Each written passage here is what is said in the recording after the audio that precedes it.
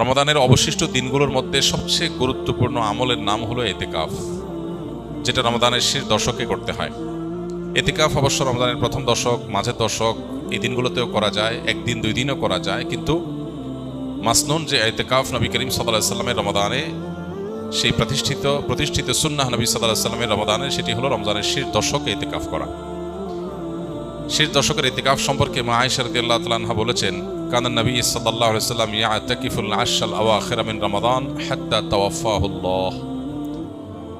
নবী করিম সাল্লাল্লাহু আলাইহি সাল্লাম রমাদান ফরজ হওয়ার পর থেকে নিয়ে যে রমজানের শেষ 10 দিন এতেকাফ করতে শুরু করেছেন, তার ওয়াফাত পর্যন্ত, মৃত্যু পর্যন্ত প্রত্যেক বছর তিনি রমজানের শেষ 10 দিন এতেকাফ করেছেন। এবং আবু হুরায়রা রাদিয়াল্লাহু তাআলা আনহু বর্ণিত আরেকটি হাদিস থেকে আমরা জানতে পারি যে নবী সাল্লাল্লাহু আলাইহি সাল্লাম তার জীবনে প্রত্যেক বছর রমজানের শেষ 10 দিন ইতিকাফ করেছেন, আর জীবনের সর্বশেষ রমজান যেটি ছিল সেই রমজানে তিনি 20 দিন ইতিকাফ করেছেন।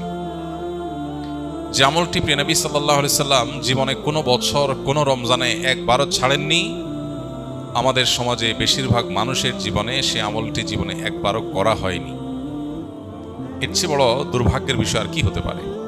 এর চেয়ে বড় হতভাগ্যের বিষয় আর কি হতে পারে? চরম শত্রুর সাথেও তো মানুষের এই বৈপরীত্য থাকে না। এরকম বৈপরীত্য নবী সাল্লাল্লাহু আলাইহি সাল্লামের সাথে আমাদের আচরণগত, আমলগত বৈপরীত্য আমরা সৃষ্টি করে ফেলেছি। এই জন্য আমরা নিয়ত করে নেই, আল্লাহ রাব্বুল আলামিনের কাছে তৌফিক কামনা করি, আমরা ইনশাআল্লাহ রমজানের শেষ 10 দিন ইতিকাফ করব। ইতিকাফ মানেটা কি? এতেকাফ শব্দের অর্থ কোথাও নিজেকে আবদ্ধ করে ফেলা, নিজেকে বন্দী করে ফেলা।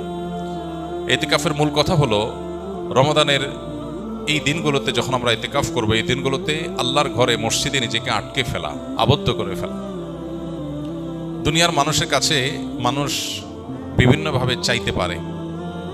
চাওয়ার চরম সীমা হলো, চাওয়ার সর্বোচ্চ লেভেল হলো যে কারোর গেটে গিয়ে বসে পড়া, পাও ধরে বসে পড়া, যে না দেওয়া ছাড়া যাচ্ছি না, যে কোনোভাবে আদায় করার জন্য পণ করা। আল্লাহ রাব্বুল আলামিনের কাছে আমরা সারা বছর দোয়া করি, মুনাজাত করি, চোখের পানি ফেলি, তৌফিক অনুযায়ী কম বা বেশি, কিন্তু ইতিকাফের আমলের মাধ্যমে মূলত আল্লাহ রাব্বুল আলামিনের ঘরে এসে কাঁথা বালিশ নিয়ে, গাঁটি বসকা নিয়ে আমরা একরকম বসে যাই আল্লাহর ঘরে, যে আল্লাহ তোমার মাগফিরাত নিয়েই আমি যাব। কোনো মানুষের গেটে, দুয়ারে বা পাও জড়িয়ে খুঁটি গেড়ে বসে যেরকম মানুষ চায়, সেই চাওয়ার ফলে সাধারণত মানুষ খুব কমই বিফলে যায়। ঠিক একইভাবে আল্লাহর ঘরে ইতিকাফ করতে এসে একদম খুঁটি গেড়ে বসে যাওয়াটা এরকম চাওয়া অনেকটা।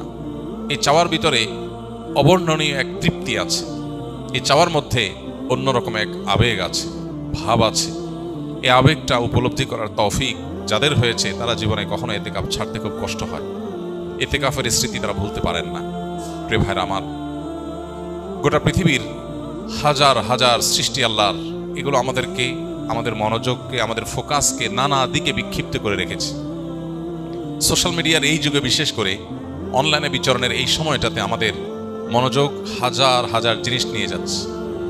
আমরা যখন সোশ্যাল মিডিয়া স্ক্রল করি, আমাদের সামনে কোনো একটা পোস্ট আসে, আমরা এই পোস্টটা দেখব কি দেখব না সিদ্ধান্ত নেই।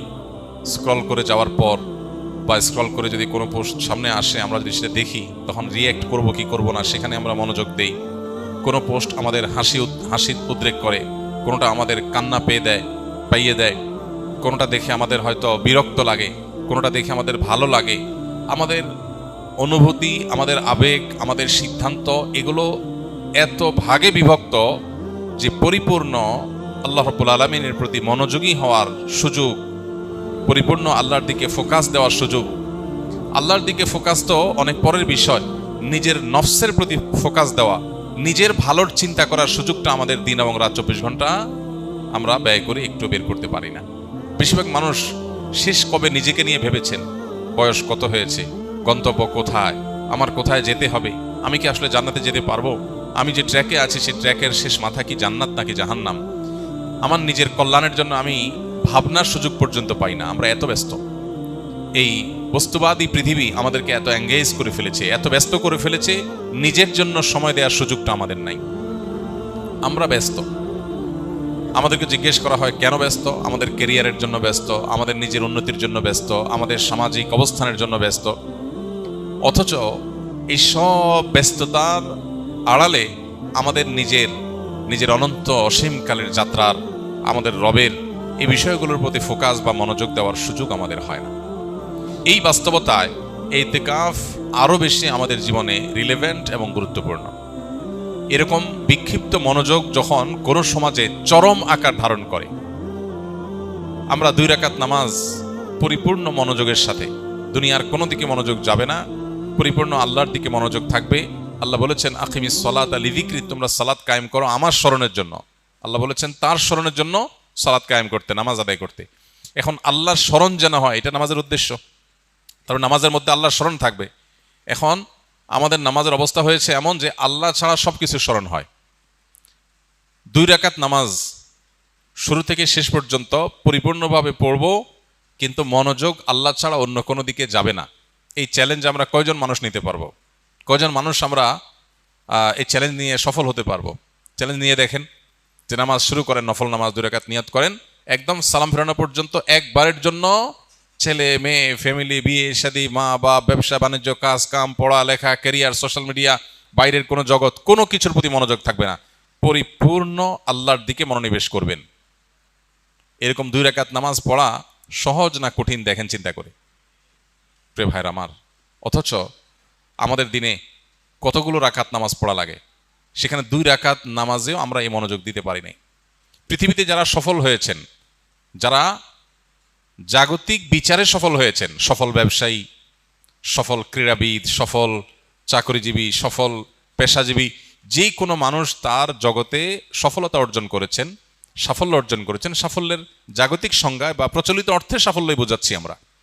এই মানুষগুলোর জীবনী, এই মানুষগুলোর লাইফস্টাইল, এই মানুষগুলোর যে সারা জীবনের অভ্যাস, এগুলোকে নিবিড়ভাবে পর্যবেক্ষণ করার পর অনেক গবেষকদের দাবি হলো সেই সব মানুষরাই জীবনের সবচেয়ে বেশি সফল হয়েছে যাদের জীবনে ডিপ আওয়ারের পরিমাণ, পূর্ণ মনোযোগের সাথে কাজ করার পরিমাণ যত বেশি, তাদের জীবনে সাকসেসের রেশিও তত বেশি।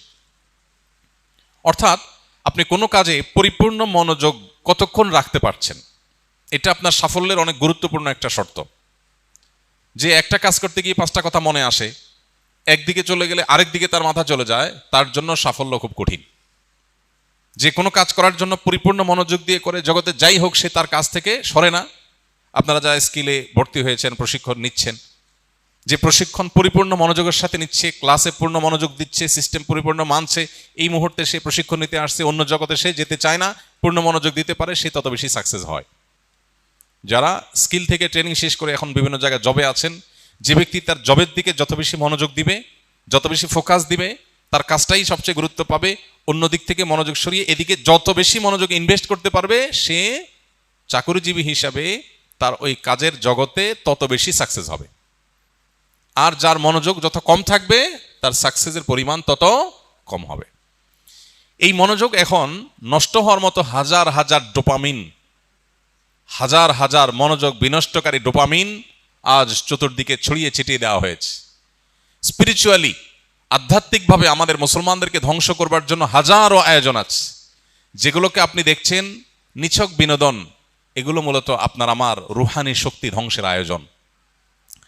যেগুলোকে আপনি দেখছেন নিছক টাইম পাস, সেগুলো আসলে টাইম পাস না, সেটা আপনার লাইফ পাস। আমাদেরকে শেষ করে দেওয়া হচ্ছে, মনোযোগ নাই। 2 রাকাত নামাজ পড়ার মতো মনোযোগ যার নাই, তার জীবনে সাকসেস কোত্থেকে আসবে? প্রিয় ভাইরা আমার, ইতিকাফ আপনার জীবনে, আমার জীবনে এই অভাবটা পূরণে সবচাইতে বড় ভূমিকা রাখবে। কারণ ইতিকাফের মানেই হলো তুমি একমুখী হও। 355 দিন তোমার ব্যবসা বাণিজ্য, কাজ কাম, ফ্যামিলি, সোশ্যাল মিডিয়া, তোমার আশপাশ, প্রতিবেশী, পরিবেশ ইত্যাদি ইত্যাদি, এগুলো নিয়ে হাজারটা কাজ নিয়ে তুমি ব্যস্ত ছিলে।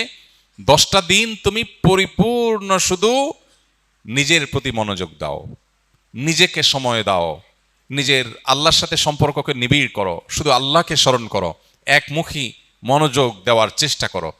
এই প্রচেষ্টার নাম ইতিকাফ। ইতিকাফ আমাদের জীবনের মিনিং চেঞ্জ করে দিতে পারে। ইতিকাফ আমাদের জীবনের অর্থকে পরিবর্তন করে অনর্থক জীবন থেকে অর্থবহ জীবনের ট্র্যাকে আমাদেরকে তুলে দিতে পারে। এই জন্য ইতিকাফে নিয়ত করবো তো ইনশাআল্লাহ।